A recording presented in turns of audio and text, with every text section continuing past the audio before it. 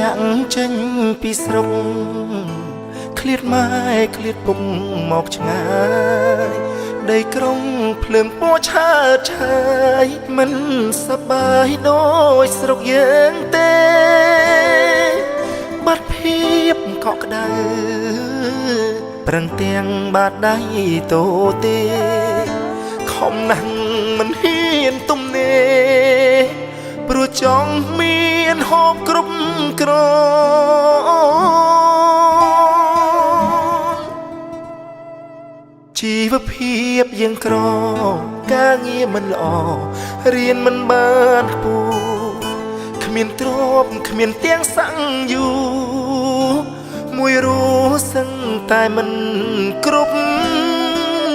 ហូបបាយកញ្ចប់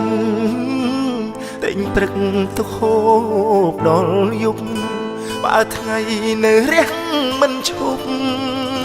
រូបខ្ញុំនៅតែខំប្រឹងញឹងហូរសស្រាំងខោអាវប្រឡាំងសុនក្អែលតែក៏មិនដែលបំពេញលើអ្នកណាឡើយรู้ដោយស្មោះត្រង់មិនចង់ឲ្យគេឌីឡើយទោះក្រយ៉ាងណាក៏ដោយពុកម៉ែផ្ដាំហើយកូនណាធ្វើល្អ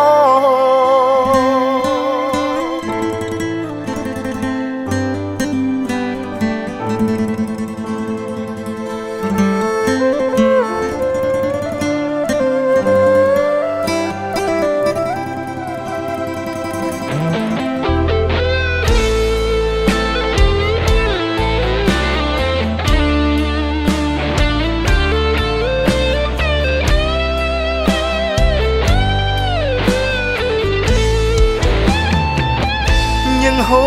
រសស្រាំងខោអាវប្រឡាំងសុនក្អែលតែក៏មិនដែលបំពេញលើអ្នកណាឡើយรู้ដោយស្មោះត្រង់មិនចង់ឲ្យគេឌី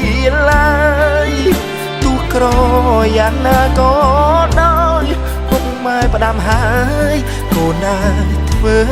ល្អ